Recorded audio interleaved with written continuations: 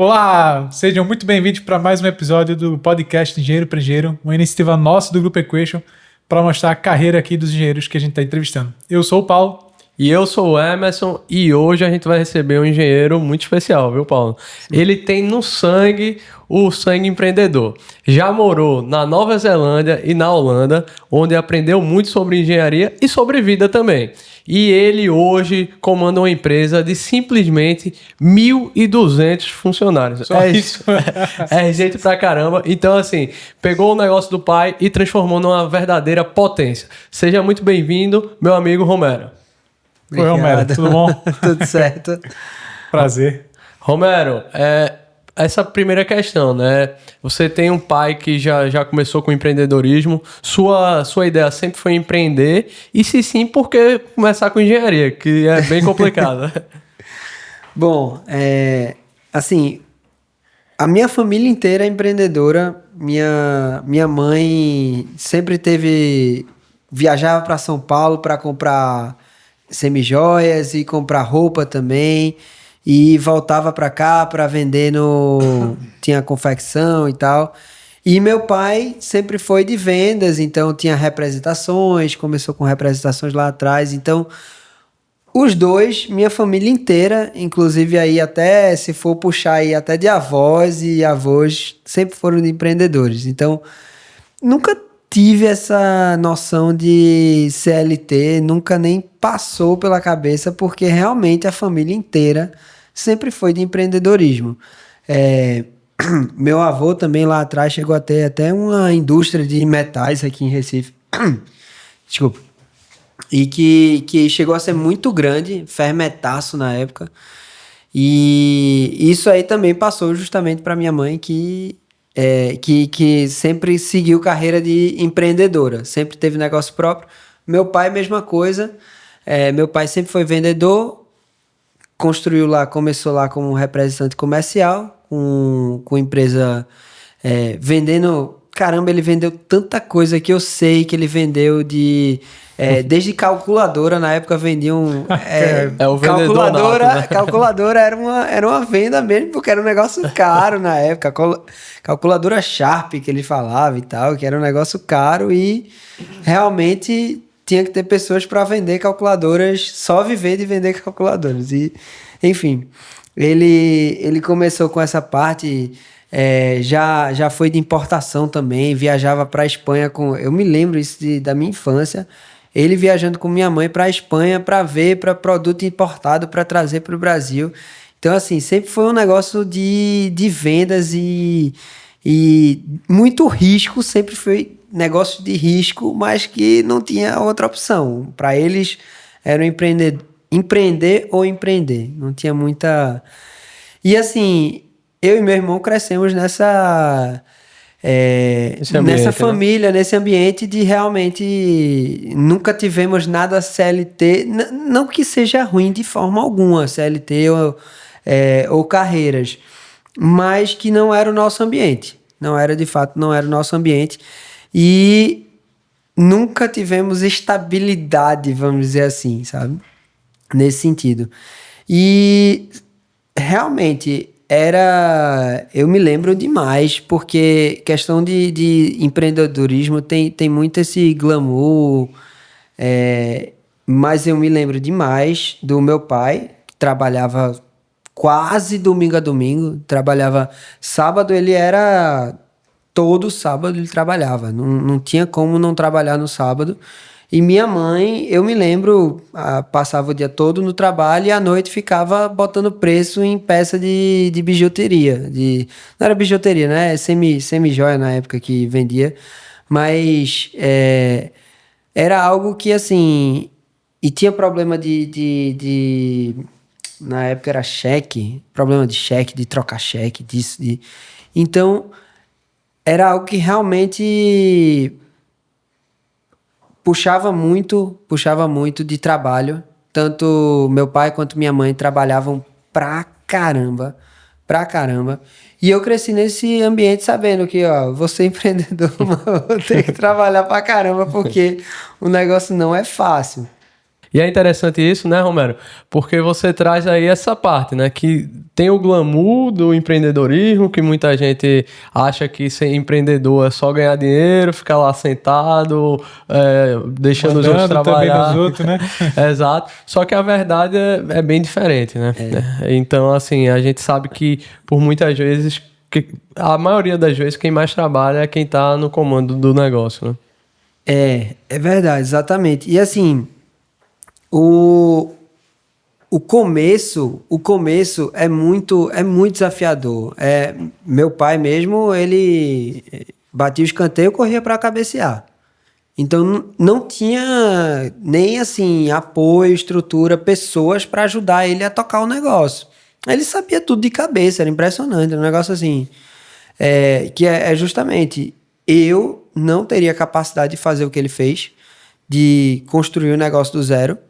Da mesma forma que ele preparou eu e meu irmão também para tocar o negócio, de uma forma que ele também não teria a capacidade, não capacidade, mas assim, não teria a formação que a gente teve para fazer o que a gente fez com a empresa depois. Então, são perfis muito diferentes. Até dizem, né, que o cara que funda a empresa muitas vezes não é o cara que vai tocar na frente. E eu vivi muito isso na pele porque eu e meu irmão tinham uma pegada muito de gestão, que meu pai não tinha. Então aí a gente foi para a empresa agregar justamente nesse ponto de gestão de fato.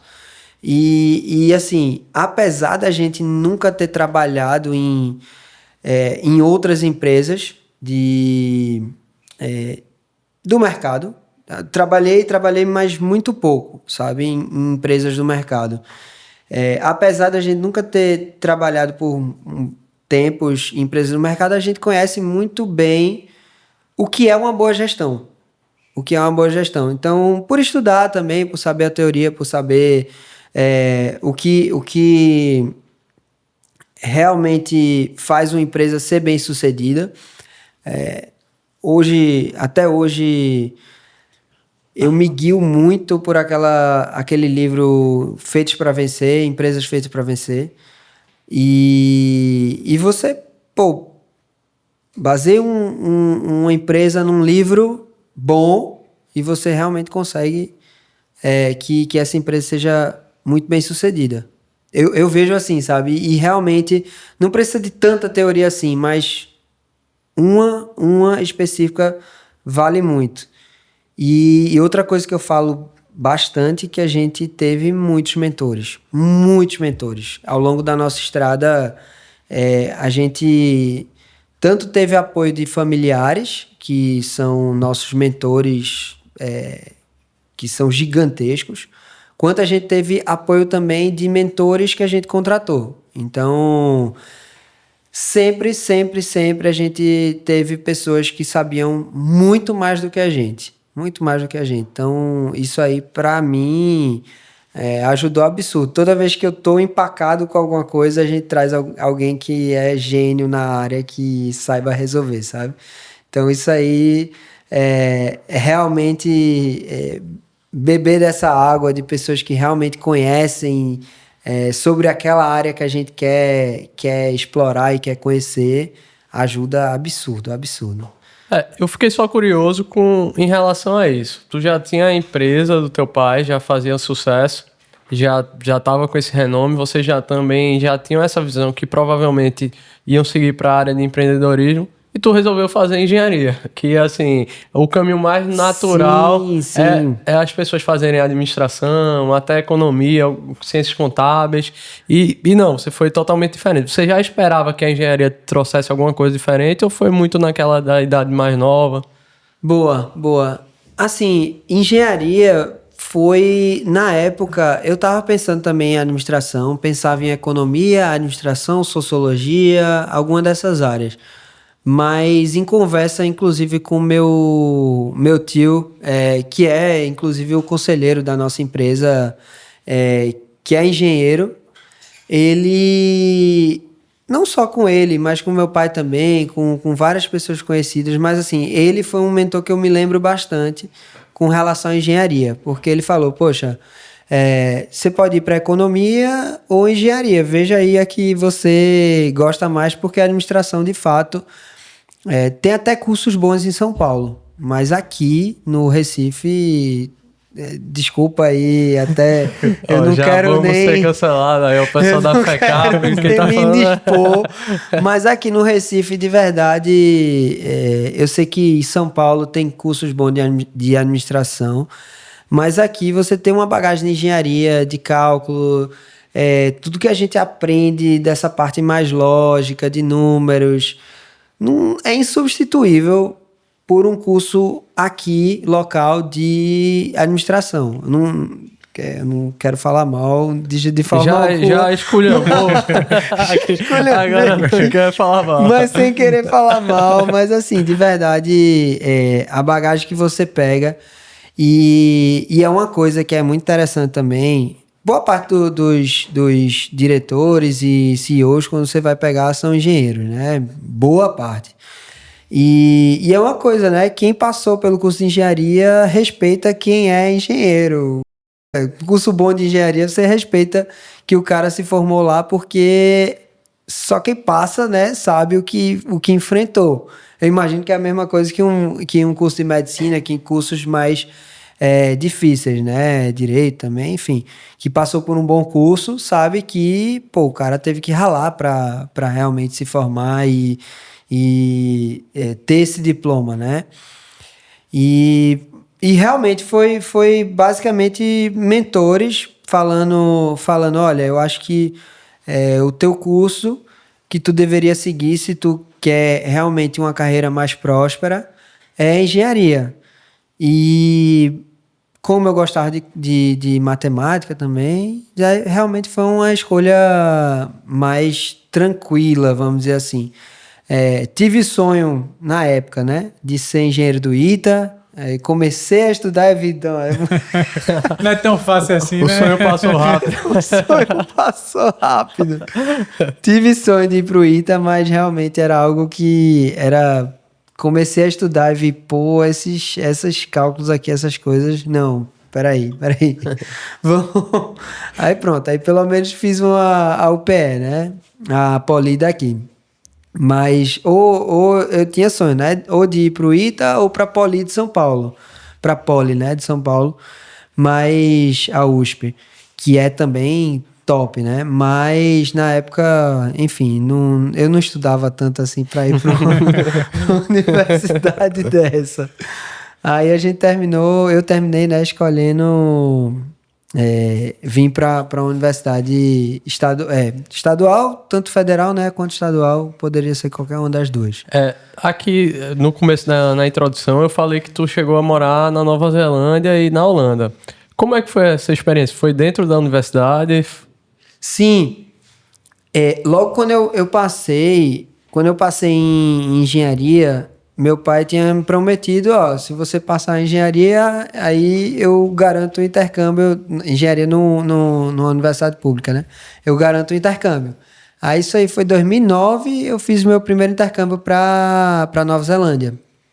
E aí o segundo foi pelo Ciências Sem Fronteiras, que aí... Nova Zelândia, tu morou quanto tempo lá? Nova Zelândia foram 6 meses, mas aí eu nem tinha começado a universidade ainda. Mas foco em línguas? Exato. E aí viver realmente a experiência local, e eu estudei no high school lá, né, então foi... Ainda tava no ensino médio. Ainda tava foi tipo, terminei o meu ensino médio daqui e fui pro high school de lá viver a experiência do high school de lá, não foi só línguas, né. Aí foi bem bacana, foi sensacional a experiência Tem canguru lá também, na Nova Zelândia? Não, lá é ovelha, é muita ovelha lá. Puxar o gancho, qual a diferença do high school de lá pro ensino médio no Brasil? Caramba, é absurdamente diferente, Ó, lá no high school, como eu já tinha terminado todas as matérias, né? Eu fiz fotografia, história da arte, culinária,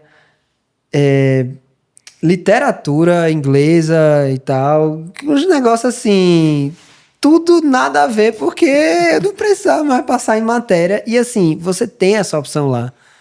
Pô, eu aprendi a tirar foto, a revelar a foto numa câmera escura, assim. Então, é um negócio, até culinária mesmo, que eu também não sabia nada. Aprendi a cozinhar, aprendi parte de você ter o cuidado com os alimentos para não ter contaminação. Pô, é um negócio que você tem preparação para a vida. Não é à toa que a Nova Zelândia é um dos países, está sempre top 10 do mundo de desenvolvimento. É impressionante. De você realmente ter um high school que você tem todo tipo de matéria que você queira aprender para a vida mesmo. Para a vida mesmo, para seguir uma carreira, para ver se você vai gostar de alguma coisa, sei lá, até carpintaria você poderia fazer, o que você quiser tem lá para você realmente explorar áreas que você... E claro, tem também matemática, química, física. Se você se interessar por essas áreas, você consegue se especializar lá já no high school, no ensino médio, né? É um negócio assim... E a gente aqui é um negócio que parece medieval. Nosso ensino médio é medieval. É muito antigo, né? E não Se atualizou em nada, né? não se atualizou de E forma aquilo alguma. para passar na prova do Enem acabou-se.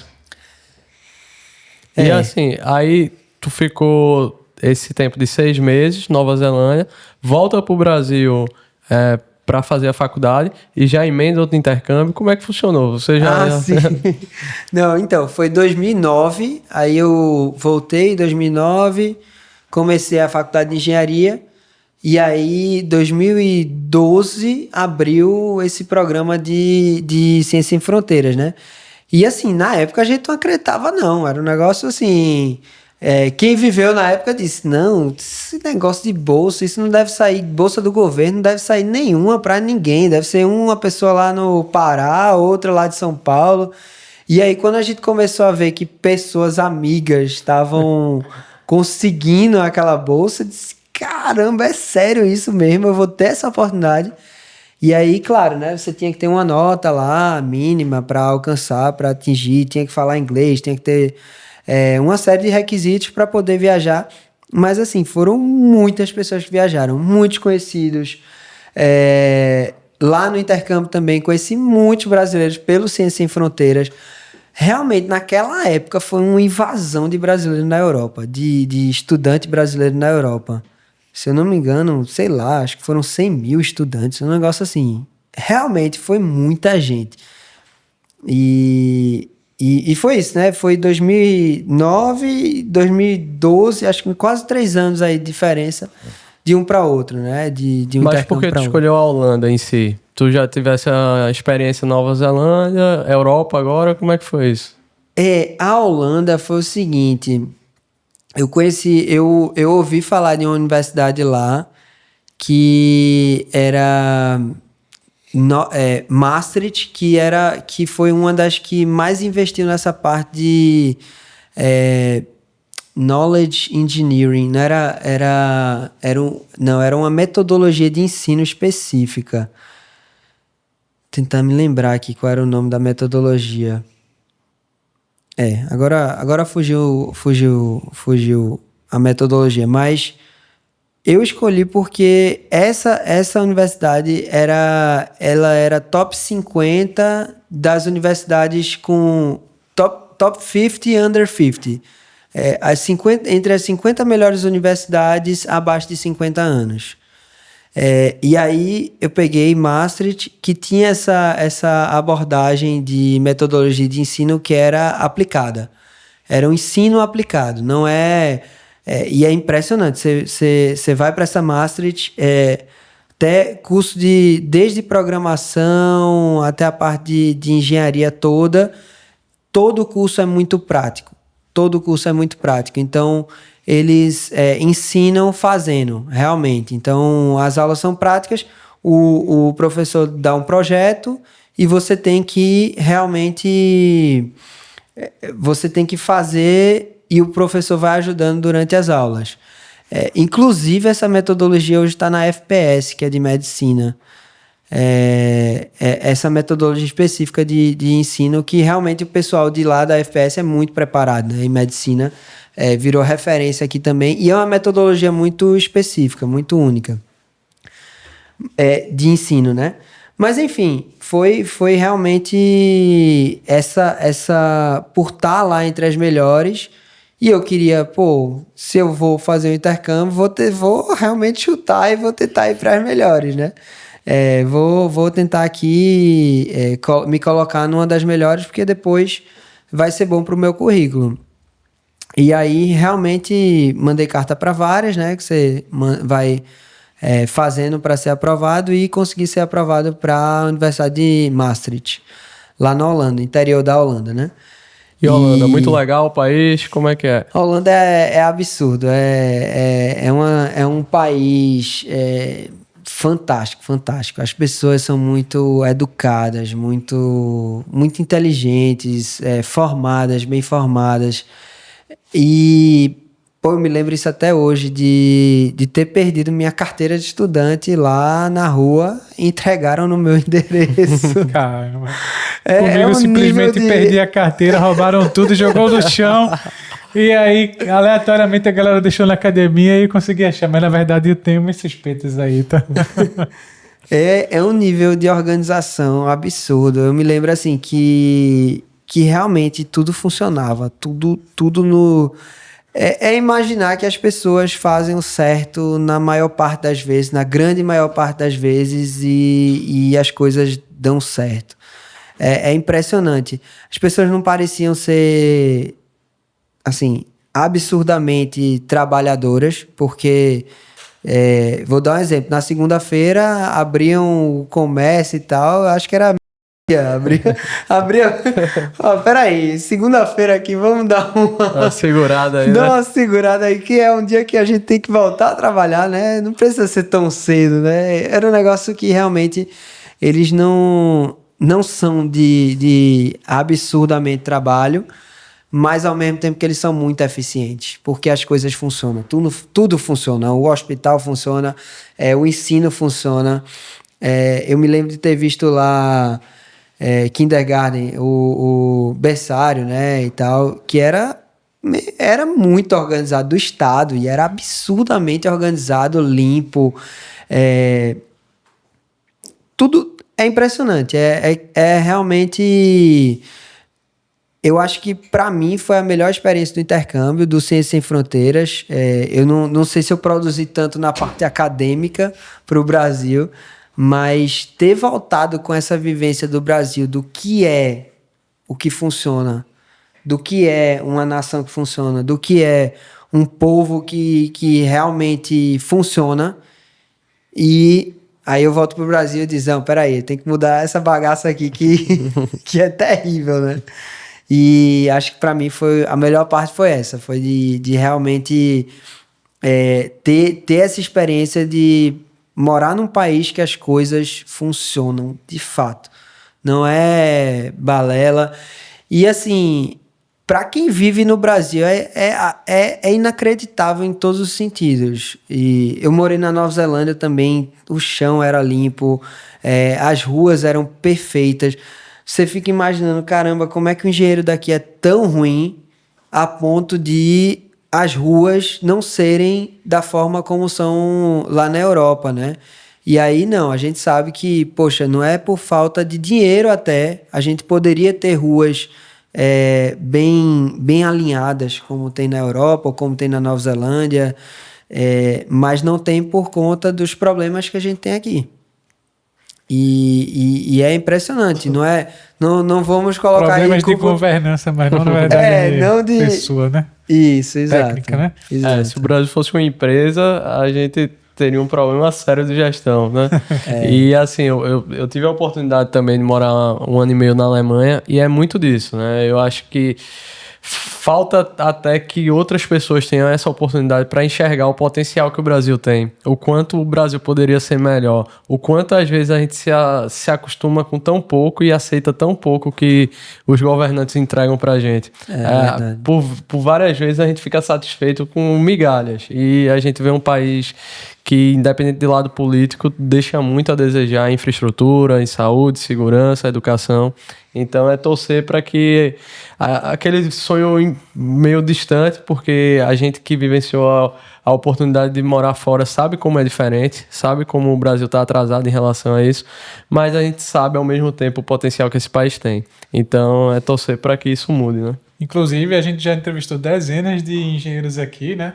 Que já trabalharam fora do país, conversa com o americano, com o europeu, com o chinês, e ele diz que a gente conversa como brasileiro de igual para igual, e às vezes, por exemplo, contra um americano até melhor, porque a gente trabalha aqui com tanta escassez, né, de, sei lá, de recurso, de informação, enquanto que lá ele tem abundância, que a gente chama o desenrolado, né? A gente desenrola muito mais, né? Fazer as coisas, tentar pensar diferente. E aí, no final da conta, é que nem que você citou, não é a falta do engenheiro técnico, né? É os problemas muito mais governamentais e estruturais que a gente tem, né? Mas que a gente conseguiria resolver, né? E puxando só um gancho, tem disso também que o Romero falou, né? Não necessariamente, e a verdade é que o pessoal de lá realmente trabalha menos. Então, assim, o brasileiro, ele trabalha mais. Ele trabalha com a carga horária maior, mas, claro, com a produtividade bem abaixo do que o europeu trabalha. E dada essa pincelada da geopolítica mundial, queria voltar para a tua trajetória, Romero. Você foi para a Holanda, Sim. volta com toda essa bagagem. Já tinha bagagem da Nova Zelândia. Só uma pergunta, Emerson, antes de trocar e pegar a bagagem. Quando tu chegou lá, na Holanda, tu comentou sobre a faculdade ser muito prática. E aqui tu estava muito na UPE ainda, que é uma faculdade estadual, que é pública, Sim, que é muita pegada de, apesar da UPE ser voltada ainda um pouco mais prática do que a federal. Mais prática do que a federal, né? Mas como foi lidar com essa diferenciação entre uma faculdade que é muito teórica, que é no Brasil, para uma coisa mais prática de fato? Tu acha que deveria realmente trazer essa implementação de estilo, que nem tu comentou, essa forma de... Cara, na época, eu queria até fazer um TCC lá, alguma coisa assim, pra... Poxa, será que não dá para fazer um TCC de como funciona aqui para levar para lá também? Mas o programa não permitia eu fazer isso. A diretora, né, da universidade falou que eu não poderia fazer isso porque o programa não permitia. Mas até me lembrei agora, é PBL, Problem Based Learning. Então, aprendizado baseado em problemas, que é justamente o que a universidade daqui usa também, a FPS, né? E, assim, para mim, o aprendizado era muito melhor através desse modelo. Assim, é algo que está sendo estudado muito, inclusive minha esposa ela é doutora e o doutorado dela é justamente nessa área para o ensino de química. Então, eu sei que as universidades daqui e os professores que estudam, que estão na vanguarda já, né, que já estão pensando no futuro da educação, estão pensando em aprendizado baseado em problemas. Porque, de fato, é o que no mundo existe mais, assim, revolucionário na parte de educação em si, né? E assim, o aprendizado para mim foi absurdamente maior e realmente, poxa, ao invés de ficar horas e horas ouvindo o professor lá falar e realmente colocar no quadro para você anotar, ele dizer, olha, tá aqui, programação. Você tem que construir esse puzzle, esse joguinho aqui nas próximas semanas. Vai, tá aqui os materiais, te vira. Então, assim, você aprende muito mais do que nas aulas da forma como são hoje, né? Mas, assim, eu sei que é algo que pro Brasil vai demorar, porque a gente é muito amarrado, muito engessado em vários aspectos, inclusive no da educação, não poderia ser diferente, né?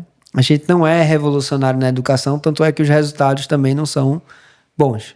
Infelizmente, não vamos dizer que o Brasil é um país, assim, forma muita gente boa, claro, né? Porque país de 200 milhões de habitantes, não é possível que não vai formar gente boa. Mas a educação daqui não é boa, não tenho o que falar, né? Na maior parte, né? Mas essa é minha percepção, né? Minha experiência, não vou dizer que é o certo ou errado, é a minha experiência. E vislumbrando tudo isso, Romero, só voltando, você teve essa experiência bem bacana lá na Holanda e volta pro Brasil com essa bagagem. Sim. Com essa bagagem, tu não pensar assim, vou acabar meu curso aqui rápido e vou voltar pro exterior, porque aqui no Brasil não dá, ou ainda tava já na mente? Caramba, inclusive eu tinha uma namorada lá na Holanda, né? Então eu voltei querendo voltar pra lá. Então foi por muito pouco que eu não vou morar lá. Mas aí meu pai disse, ó, tem uma empresa pra tocar, se tu não quiser, se tu realmente for, esqueça isso aqui nunca mais. Deu ultimato, né? Deu ultimato e eu tive que escolher. E eu escolhi ficar, então... Você nem gostava tanto dela assim, né? Foi uma decisão difícil, foi uma decisão difícil, mas tive que escolher porque realmente não só meu pai, mas minha família precisava também de mim, né? Pra gente tocar a empresa. Então, era uma empresa muito pequena que não tinha muito o que fazer. Eram os familiares mesmo para tocar. Então, não tinha muita opção de fora, sabe? Nessa época tinha quantos funcionários? Acho que tinha uns 50 funcionários, mas assim, de escritório mesmo, tinha uma pessoa. Entendeu? Então era assim, eram pessoas no campo realmente que precisavam estar lá, os promotores de vendas, né?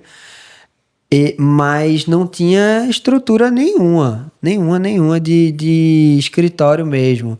Então era a gente tocar. O escritório, a gente tem até a foto até hoje, né? De um escritório muito apertado, era um chutando a canela do outro com 4 pessoas dentro. Então, a gente começou bem pequeno mesmo. E aí foi crescendo, né? Hoje está no escritório bem maior, né? Bem bacana. Mas... E aí você se forma, né? Ó, só para lembrar da frase que eu disse no começo, né? Eu não confundi não, pessoal. A empresa tem 1.200 pessoas. Ele tá dizendo que tinha 50 na época que ele voltou e basicamente começou a trabalhar lá. Isso foi o quê? 2014? Isso, exatamente. Quase 10 anos. 2014. 10 anos aí multiplicou por 20, 11 anos. mais de 20 mais de vezes 20 vezes. a empresa. Você volta, você se forma e aí você começa a trabalhar. Nesse meio tempo, tu já fosse fazendo preparação para gestão, como é que foi isso? Foi na tora mesmo. Foi na tora mesmo. Assim, a empresa era pequena, a gente tinha essa ideia de... Eu acho que a gente nem pensava em crescer, nem imaginava que a gente ia chegar nesse tamanho. Hoje, lá atrás, né? Estou falando 2014. Depois, quando a gente foi tendo mentores, né, ao longo do tempo, a gente realmente começou a imaginar o que a gente queria ser. Hoje eu imagino a empresa que a gente vai ter daqui até 2030. Hoje a gente imagina e a gente sonha e a gente tem essa direção para todo mundo, todos os colaboradores da empresa sabem para onde a gente quer chegar até 2030. Mas, na época, era uma empresa pequena que não tinha... Assim, a gente queria crescer, mas não tinha a mínima noção para onde ia. E a gente foi crescendo aos poucos. Realmente, tiveram alguns passos que a gente deu que realmente alavancaram demais o negócio. Que foi justamente esses mentores e algumas situações específicas que a gente fez ao longo do tempo. Então, a gente teve o conselho que realmente deu muita maturidade de gestão, de governança para a gente. Teve a parte, quando a gente parava de crescer, aí o conselho puxava a gente... dizer, ó, vocês vão ter que botar mais gente aí no comercial, estruturar. Empreendedor tem um negócio que é terrível, que é a falta de foco. Terrível. Acho que Só quem é empreendedor vai saber que você enjoa, tem uma hora que enjoa, que, pô, eu quero fazer outra coisa, eu quero ir para outra área, eu quero pensar em novos negócios. Pô, eu sou tão bom aqui, porque eu não vou fazer ali também. Então, o empreendedor tem muito disso, de realmente querer explorar outras coisas, mas quando ele foca no próprio negócio, foca em gestão, foca em melhoria contínua, em 1% melhor todos os dias e focar mesmo no negócio, não pensar em outras coisas, consegue fazer algo melhor do que a maioria do mercado. E aí, realmente, é onde se sobressai e cresce muito, né? Então, assim, pra gente, foi algo que realmente foi... A gente construiu com essas pessoas que mentoraram a gente. Então, tanto os conselheiros quanto pessoas de fora que a gente trouxe, normalmente cabelos brancos, né? A gente sempre chama os cabelos brancos que trazem muita experiência para o negócio. A gente tem a vontade de crescer e eles têm a sabedoria para ajudar a gente a chegar lá. Então, acho que eu digo a você que a gente nada seria sem as pessoas que ajudaram a gente. Então, realmente pessoas especiais demais pra gente que ajudaram a gente a chegar até aqui. Pegando só esse gancho, né, Emerson? Por isso que a gente, no Grupo Equation, né, a gente montou uma estrutura de trazer mentores, né, profissionais da área, já que tem experiência, né, não é comigo, não é com o Emerson diretamente, que é para direcionar os engenheiros, né, seja ele no estado júnior ou pleno, para ir conseguir alavancar cada mais a carreira, assim como você teve com o direcionamento com a empresa também, né? Perfeito, perfeito. E falando dessas mentorias, Romero, elas foram realmente o ponto-chave para a virada da empresa, porque a gente tem dois portes totalmente diferentes de empresa. E puxando o que você falou anteriormente, a pessoa que deu aquele primeiro start não necessariamente é a pessoa que vai dar o próximo passo da empresa. Então, foram esses mentores que tu considera que foi lá o ponto de inflexão da empresa? Perfeito. Assim... O início da empresa, até tinha comentado que eu não conseguiria fazer o que meu pai fez, de realmente bater o escanteio, correr para cabecear, aquilo ali que ele fez, de construir a empresa do zero, realmente de 0 a 50 funcionários lá, colaboradores. Foi impressionante, foi fantástico e foi muito à frente do tempo dele. Na época, esse negócio que a gente tem hoje de merchandising compartilhado, promotor compartilhado, há 20, 30 anos atrás, quando ele começou, ninguém fazia. Então, hoje tem muita empresa que faz, mas na época que ele começou, ninguém fazia. E ele começou realmente fazendo tudo de uma vez e tudo sozinho e tudo na cabeça dele. Então, trabalhava muito, ficava muito estressado, realmente era algo que a gente sabe até hoje que afetou a saúde dele também. Então, essa questão de construir a empresa do zero é muito desafiadora, muito desafiadora. Tanto é que ele falava pra gente, eu não quero que vocês trabalhem no negócio que eu trabalho. Ele falava muito isso pra gente, não quero de jeito nenhum que vocês tenham o estresse que eu tenho. Eu prefiro que vocês se formem, bem formados para trabalhar em outras empresas, sei lá, multinacional, o que for, mas que vocês tenham uma vida mais tranquila, né, do que a minha, melhor do que a minha, porque minha vida é loucura, eu não quero isso para vocês. E pronto, e aí ele realmente formou uma empresa, eu tenho certeza, eu acho, né, que eu não faria isso que ele fez. Mas a parte de realmente dos 50 até os 1.200, que é onde a gente está tocando, né? Essa parte, aí a gente trouxe tanto essa visão do que a gente achava do que deveria ser uma empresa organizada e com processos e com... e do que deveria ser uma empresa bem-sucedida, com toda a teoria, com toda a base, e ao mesmo tempo que essa questão dessas pessoas que aportaram muito pra gente.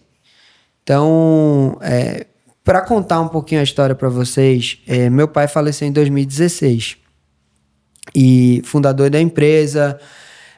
Na época, o mercado, né, as pessoas do mercado falavam que a empresa não ia durar 2 anos.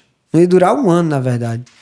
Porque, assim, eu tinha 23 anos, meu irmão tinha 22, tocando uma empresa já tinha, na época, acho que tinha já uns 120 colaboradores, 110, por aí, nessa faixa de colaboradores.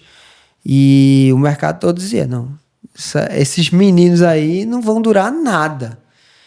E tanto pela equipe que a gente já tinha, que tinha crescido junto com a gente, que são hoje os gerentes que a gente tem, a galera que realmente tá à frente do negócio, quanto pelo conselho. O meu pai tinha muitos bons amigos que eles viraram nossos conselheiros.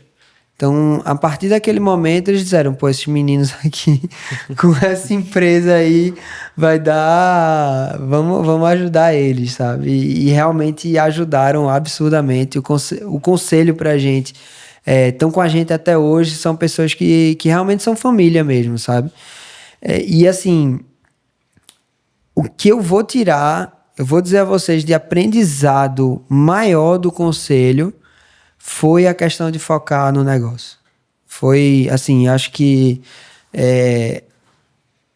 os sócios, eles querem a toda hora tá inventando coisa nova, mas assim, fazer o beabá do negócio, fazer a gestão, fazer realmente o foco do negócio é difícil. Dizer não para as coisas que você queria fazer, né, que necessitou. Exatamente. E ter que ficar fechando porta, porque tem que fazer, vamos dizer, aquilo que o mesmo de é necessário. Sempre. O mesmo de sempre, o necessário, fazer aquele...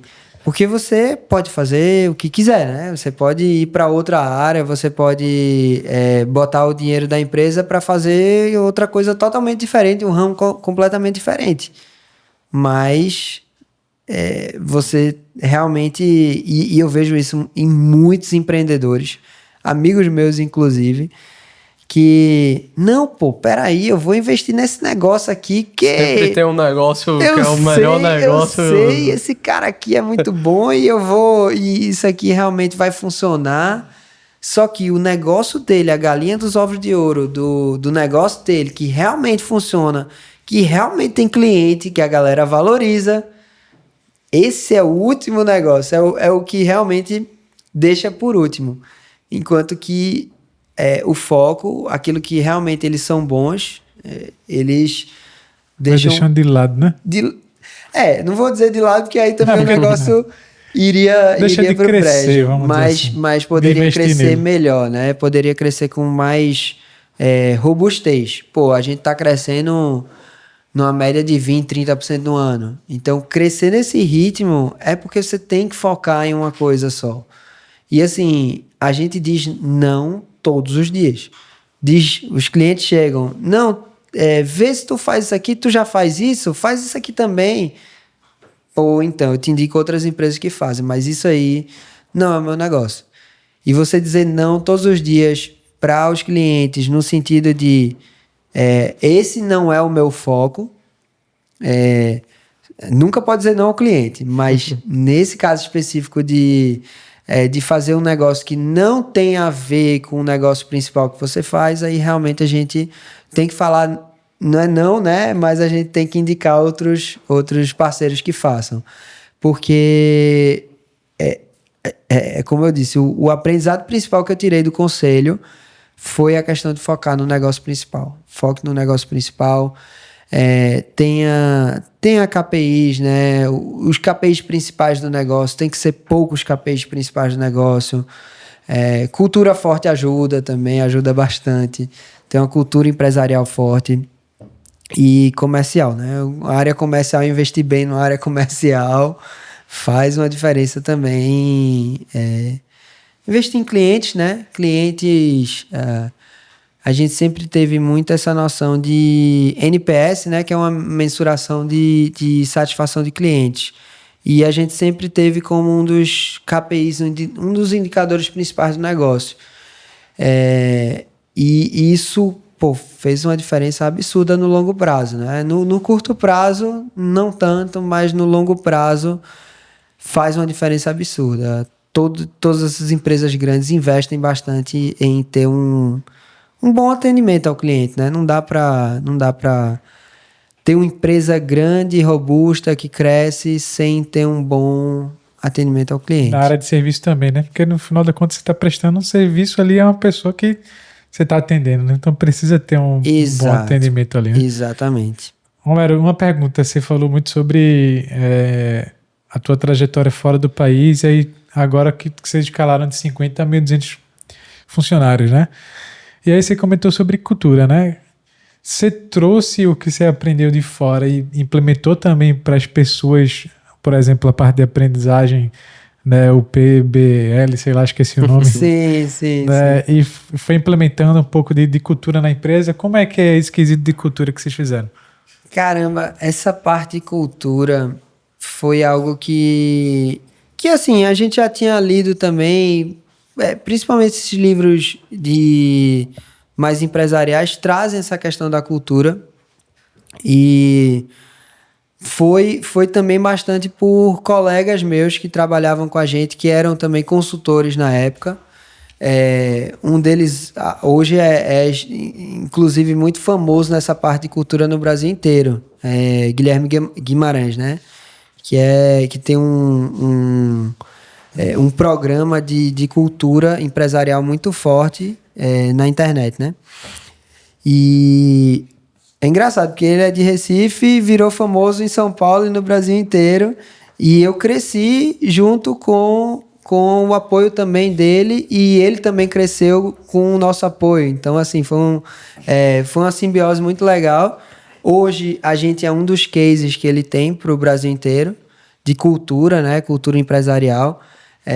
Hoje, por exemplo, a gente tem porque quando você tem uma cultura forte, você tem rituais de cultura.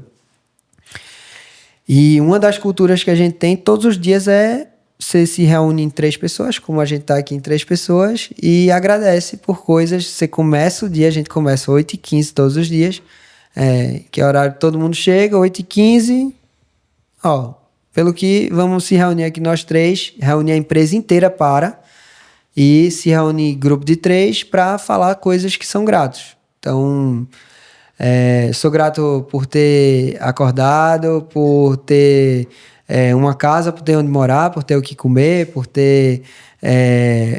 enfim, pelo dia tá bonito hoje, por ter chegado bem aqui. A galera fala, né? É muito bacana, porque você ouve muitas histórias diferentes também. Pô, pelo poder de escolha do que vestir, do que comer todos os dias. Então... por poder estudar, enfim, cada um agradece pelos seus motivos e, assim, é algo que energiza muito a empresa inteira. E gratidão é um dos nossos valores empresariais. E veio justamente do fundador também, que era uma pessoa que, apesar dos desafios da vida, ele faleceu por um câncer, mas apesar dos desafios ele viveu muito bem, porque ele não falava essa palavra gratidão, mas ele olhava o lado bom da vida sempre. Não tinha muito momento para reclamar e parar para reclamar. E assim, foi algo que a gente levou muito para a empresa. A empresa cresceu em torno desse valor mesmo de realmente, olha... é difícil para todo mundo. Vamos olhar o que a gente já tem, o que a gente já conquistou, o que a gente... pelo que realmente você botar o pé no chão de fato, olha, não tá ruim de forma alguma. A gente tem 2 braços, tem 2 pernas... Tenho o poder de todos os dias acordar e fazer meu melhor e tá bem. Enfim, cada um tem seus motivos, mas essa energia da gente, eu não tenho dúvidas também, essa cultura da gente, não só com a gratidão, mas com os outros valores também, foco no resultado, a transparência, inovação, todos esses valores a gente vive muito. Consistência e gratidão, são 5 valores. Então, assim, todos esses valores a gente vive muito todos os dias e faz com que a empresa também sempre se lembre o que são esses valores, como a gente vive esses valores e como a gente não vive esses valores também. Quando é que a gente não vive um certo valor, para todo mundo ficar bem ciente do que é e o que não é, né? Cada valor que a gente está falando. Você falou como chegou até esse momento da empresa, né? Parabéns pela trajetória, realmente é impactante, né? Dar esse salto tão grande. Mas eu queria uma fotografia atual. Qual é a maior dificuldade hoje de ter uma empresa com 1.200 pessoas? Cara, é engraçado, porque eu acredito que a maioria das pessoas ia dizer que fossem os colaboradores. Pô, é muito difícil lidar com colaboradores, mas assim, de jeito nenhum. Para mim, o maior desafio hoje é lidar com cliente difícil. De longe, disparado. Colaborador, a gente sabe das dificuldades, sabe dos desafios, a gente entende. Tem muitas vezes que a gente sabe que não é agindo de boa fé, mas ok, acontece, beleza, segue. Agora, cliente difícil bem, para mim é muito mais complicado. É o que realmente tira o sono. Hoje, assim, são alguns. A gente não pode nem falar difícil, né? Cliente desafiador. É um desafio lidar. É um desafio lidar, mas que a gente vai superar e vai superando, né? Mas para mim realmente o maior desafio lidar com certos clientes, mas que é algo que justamente nessa hora que a gente vai e olha, se está desafiador, eu tenho que trazer alguém que saiba fazer isso. É essa hora que eu vou ter que trazer um mentor para me ensinar como é que lida com esse tipo de cliente que é mais desafiador. Então acho que é bem bacana isso, que nessas horas que a gente vê que a dificuldade do momento, trazer um mentor. Acho só trazendo, você fala muito durante suas palavras na importância do mentor, na importância desse contato com consultoria, com empresas especializadas, e eu não podia deixar de agradecer aqui a SV, né, que é nosso patrocinador aqui do nosso podcast, que acredita muito no nosso trabalho, acredita muito no nosso propósito, que é impactar a carreira de engenharia, valorizar a formação em engenharia. Então, muito obrigado a SV, muito obrigado especialmente aí ao Antônio, que é uma pessoa especialista em custo, um especialista em tudo que envolve planejamento. Então, a gente indica e é um grande apoiador do Grupo Equation, né, Paulo? Não, demais, né? Se você está precisando aí de gestão de custos em obra, pode contar com o Antônio aí, que ele domina muito bem. E voltando aí ao nosso... agradecer a SV e voltando com gestão mesmo. Tem algum projeto que você imagina para futuro de gestão? Você entende que precisa continuar se profissionalizando, Romero? Hoje, a gente quer... até 2030, a gente quer chegar a ter 10 mil colaboradores. 2030? 2030, logo ali. Vamos lá, o pessoal é arrojado. Então, aí assim, a gente tem... Já colocou a missão já foi dada para a empresa, para todo mundo, a gente já sabe onde a gente quer chegar. Até porque, assim, hoje eu vejo que você não chega em lugar algum que você não sonhou antes. Então, você tem que sonhar antes, tem que sonhar realmente... pensar naquilo, eu quero alcançar aquilo para poder de fato chegar lá. Meu irmão mesmo, a sede que a gente tá, né? Meu irmão colocou num quadro de sonhos, e isso foi 4 anos antes da sede que a gente tá. E ele botou um prédio numa época que a gente tava num escritório pequeno. Não, a gente vai chegar lá. Ele disse, botou um sonho. E foi impressionante, porque o prédio é muito parecido com o do sonho dele. É um negócio assim, que eu fico, caramba, é impressionante. E assim, a gente realmente tem que sonhar no que a gente quer chegar para poder, de fato, chegar lá. E aí, assim, botou a meta, aí agora que a gente vai descobrir como a gente vai chegar lá. Aí é trazer as pessoas certas, que vão ajudar a gente a chegar lá, que realmente tem a cabeça da empresa de 10 mil pessoas para a gente poder chegar lá. Se a gente não trouxer as cabeças da empresa de 10 mil pessoas, eu vou continuar sendo uma empresa de 1.000 pessoas. Isso aí é fato. Não tem como a gente chegar lá se não tiver... Tanto é que a gente chegou aqui porque a gente trouxe pessoas que eram do mercado também, que eram CEOs ou CFOs de empresas muito grandes.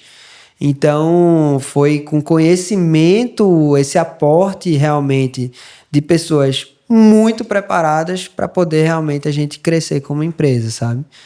E deu, graças a Deus, vem dando certo, né? Vem dando certo e a gente tem a expectativa de que dê cada vez mais certo.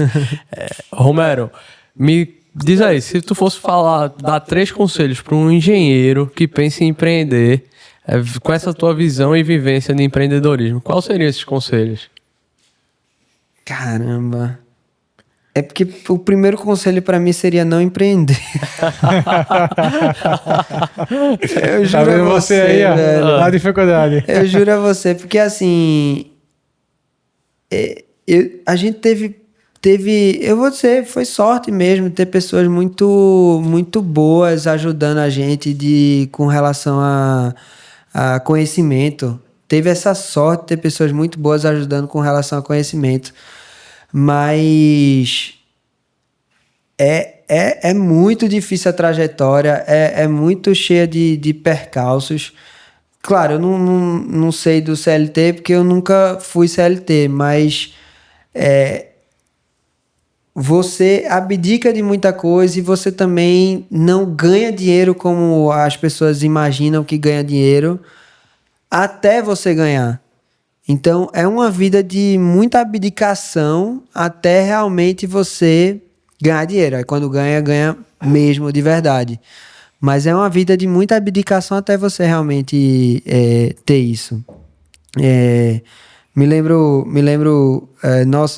grande amigo meu, que fala justamente da história de um sorveteiro aqui da região, que passou a vida toda quase que com a mesma camisa, vamos dizer assim, de não ter nem dinheiro para trocar de roupa. E que quando vendeu a empresa ficou multimilionário. De realmente, assim, foi uma vida inteira de abdicação, de realmente não ter dinheiro, porque investia tudo na empresa, reinvestia tudo na empresa, e quando vendeu a empresa ficou multimilionário. Então, assim, mas é uma história em poucas, né? É uma história bem rara, mas que para empreendedor é isso que eu imagino. Pô, você vai ralar muito para um dia, talvez, você ter realmente dinheiro. Como engenheiro, ok, é porque hoje está muito...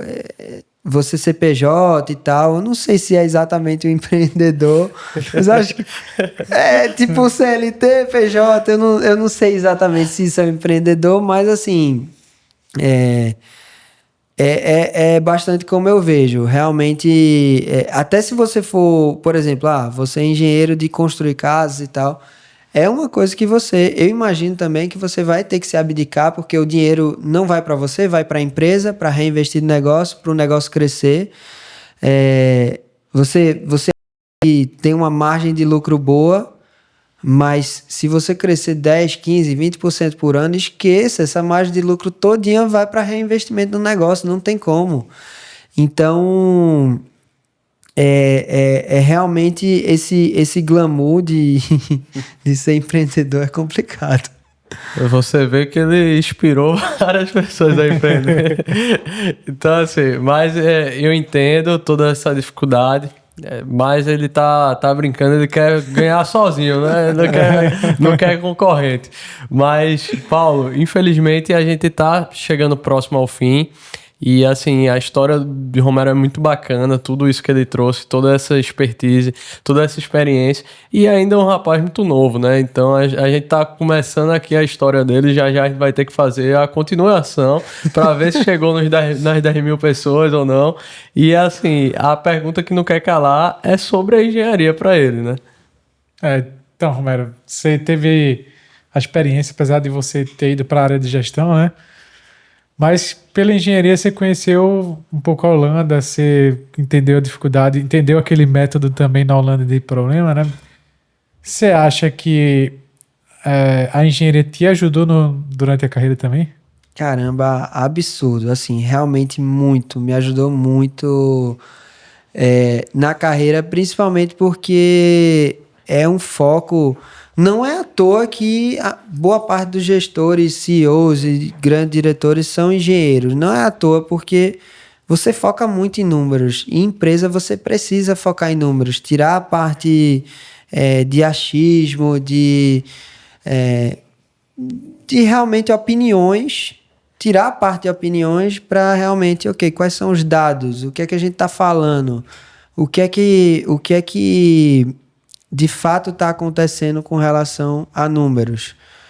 E a gente ser muito pragmático nesse sentido. Eu sou comercial, então eu tenho que sonhar e tenho que realmente... Eu não sou tão pragmático como meu irmão que é administrador, né? Administrativo, né? Parte financeira e tal. Eu tenho que realmente explorar mais e buscar novos negócios. Mas a parte pragmática de números, de entender o negócio, de ter KPIs, indicadores, isso vem muito da engenharia, não tem como. E para mim me ajudou absurdamente. Eu acho que não teria curso melhor para eu fazer para estar onde eu estou hoje, para realmente conseguir construir o que a gente construiu hoje, do que a engenharia. Essa base que me deu de matemática, até de programação também, o que realmente eu construí, acho que de conhecimento e de negócios, foi através dessa base sólida de engenharia. É fantástico. Eu não tenho que falar do curso. Do curso em si, eu tenho certeza que foi a melhor opção que eu poderia ter tomado. E graças a Deus que Deus botou esses anjos na minha vida que falaram para mim que era uma boa fazer engenharia. E realmente valeu muito a pena. Apesar dos desafios, das dificuldades do curso que é... Você querer desistir 1000 vezes e acontece, eu desisti umas 3 vezes também no caminho. Do curso que é difícil, quem passa sabe, né? Apesar das dificuldades, é um curso que eu acho que foi muito gratificante ter feito, sabe? Romero, muito obrigado pela sua presença. Volto a te parabenizar por essa trajetória e torcendo muito para que dê tudo certo. Peço também para quem chegou até aqui, curtir, compartilhar o vídeo, se inscrever no canal. É uma satisfação ter vocês aqui e ajude a gente a chegar para mais pessoas. Muito obrigado, viu, Romero? Todas essas interações que vocês fazem vai ajudar a gente cada vez mais a alcançar mais pessoas também. Tá? Obrigadão, Romero. Valeu, eu que agradeço. Valeu.